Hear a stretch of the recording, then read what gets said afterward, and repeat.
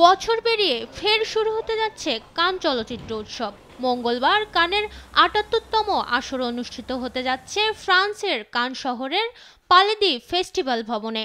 ইতোমধ্যেই বিশ্বের সিনেপ্রেমীরা পৌঁছে গেছেন কান সমুদ্র সৈকতে। সেখানে ঘটতে যাচ্ছে সারা বিশ্বের অভিনয় শিল্পী, নির্মাতা ও প্রযোজকদের মিলন মেলা। উদ্বোধনী আসরে সম্মানজনক পাম d'Or পুরস্কার প্রদান করা হবে অভিনেতা রবার্ট দি নিরোকে। এই সম্মাননা গ্রহণ করতে পালে দি ফেস্টিভ্যাল ভবনের গ্র্যান্ড থিয়েটারে লুমিয়ের প্রেক্ষাগৃহে হাজির থাকবেন তিনি। এবার উদ্বোধনী চলচ্চিত্র নির্বাচিত হয়েছে আমলি বোনার লিভ ওয়ান ডে। এটি নির্মাতার প্রথম সিনেমা।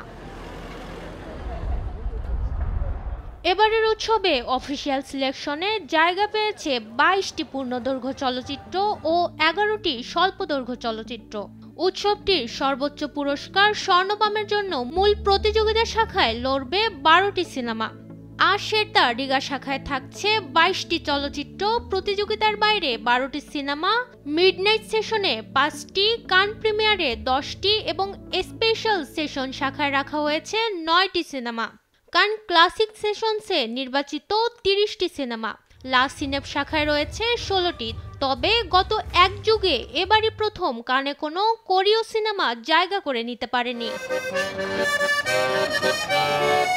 এবারের কান উৎসব হলিউড অভিনেত্রী স্কারলেট জোহানসের জন্য বিশেষই বটে, কেননা নির্বাচিত দুটি সিনেমার সঙ্গে জড়িত আছে এই অভিনেত্রী।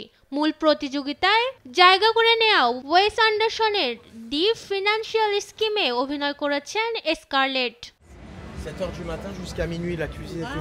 শুধু তাই নয়, প্রথমবার সিনেমা নির্মাণ করে চমক দেখালেন স্কারলেট জোহানস।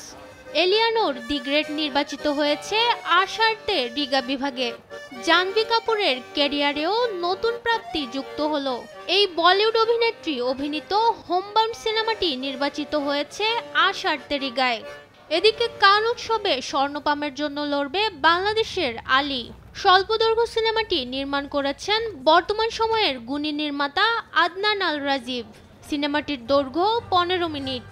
এবারে প্রথম কান উৎসবের মূল প্রতিযোগিতায় বাংলাদেশের কোনো সিনেমা জায়গা করে নিয়েছে। মাকদুরা মিতি, দেশ টিভি।